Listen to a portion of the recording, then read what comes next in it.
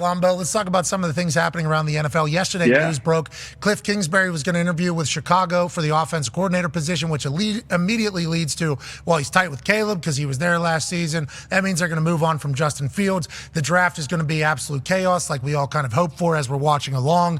Whenever this type of thing happens, do you think there's a chance it's information gathering about Caleb through Kliff? Do you think they're very interested? How do you see that kind of working out, and what should we read into the tea leaves of all these things? Well, I don't think the modus operandi to bring Kliff in was predicated on learning more about Caleb Williams. Kliff is too smart. He's not going to go in there and say anything that's not going to be positive about Caleb Williams. I think this is a genuine interest in what do we need to do to improve our offense. And Kliff is one of the candidates that you have to look at based on what he's been able to do in college and what he's done at the Arizona Cardinals. That's not, you're judge him as a head coach, judge him as an offensive coordinator, and the ability to run a spread offense with the understanding of how to get the most out of the quarterback. And I think he certainly has proven that he can do that. So I think it's a good interview for the Bears to have. The one thing you want to do in these, when you're trying to, I think it's more about identifying what they want to be offensively than it is we're going to keep Fields, we're not going to keep Fields, I don't think you can reach that conclusion.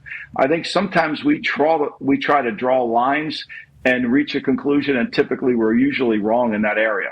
Okay, so any of these other coordinator interviews, should we read into them deeper, or should we take them for like actual interest with all that? Is anybody wasting time in these interviews, or are all of them actually real and genuine? I think, look, to me, they have to be real because you got to set the stage for what you want as an organization. I think that's the number one thing. Who do we want to become? Right. John Schneider did a great job talking about what Pete brought to the team. He also did a great job about what they need. And the direction of the organization has to come from somebody, whether it's the owner. Here's the kind of team I want to have, and who can provide that type of team for me. And if you're just searching for a play caller on one side of the ball or not, you're really not you're trying to get a tactician. You're not trying to get a strategist, right? So to me, it comes down to who's determining the strategy. Who do we want to be? What kind of team do we want to have? That's strategy. Tacticians are people that call the plays. And so oftentimes that's why we have such a great turnover in the NFL is we're hiring tacticians without a strategy. And it's unfair sometimes to these coaches because they walk into an environment where they're not really conducive to what the strategy is going to be, and no one gives them that blueprint or formula. So I think there's a lot of all these interviews to me lead me to believe that there's not a strategy. One of the things, Al David, many things he taught me, but one of the things I learned from him was watch the team that gets off the bus or watch the team in pregame warmup. If they all look alike and they all have similar traits, big linemen, big corners, they have a grading system and they have a strategy. And because you have a grading system and a strategy, you build your team to adhere to that. And I think sometimes these interviews lead me to believe that they don't have that within the building. All right. I love every part of this interview because nobody knows more right now about Caleb Williams than Kliff Kingsbury. The Bears have a decision to make, a franchise-altering decision. So, yes, they get a look at a guy who I think would be a great offensive coordinator, and either with the Bears or with someone else, Kliff Kingsbury is very, very good at the football. But at the least, it is an awesome opportunity to scout a potential number one pick, to go out to L.A., to find out everything you can about Caleb Williams. I think it is perfect whether you hire him or not.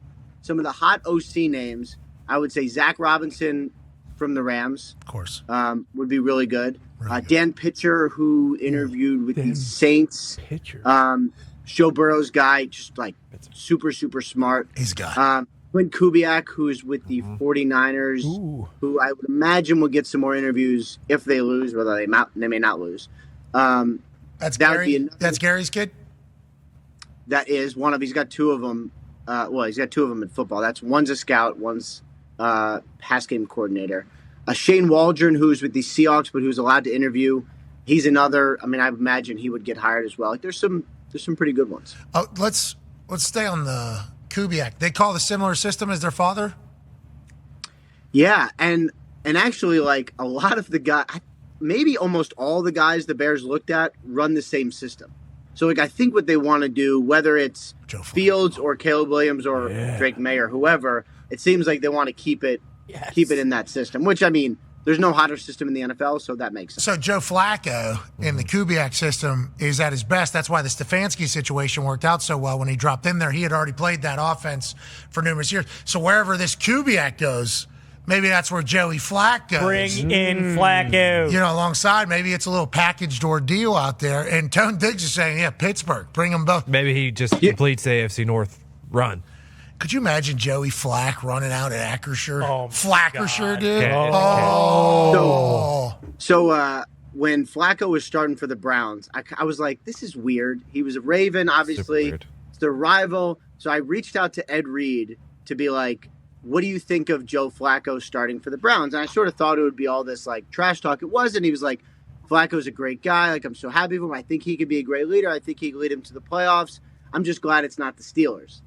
And I was like, oh, like, that was some solid shade. But if it is the Steelers, I have to call my good friend. Well, you said back. Baltimore and Cleveland are rivals. Obviously, you're saying that because the Cleveland team left Cleveland, went to Baltimore, became the Ravens. Well, just like but Pittsburgh and Baltimore, when the division, it's like collision after collision when the division, when they play in the division. But obviously, when it's Baltimore and Pittsburgh, that's a little bit of a difference. Yeah, you're talking about like schools letting kids out on Fridays to go to pep rallies downtown to bat a car that has Ravens on it. Like that's what they still do that? That's what it used to be like with Pittsburgh and Baltimore. Yes. I don't know if that's the Flacco era though. Sure. That's like during that whole Flacco in 7. Yeah, that whole time era. So if he was to potentially come to Pittsburgh, boy.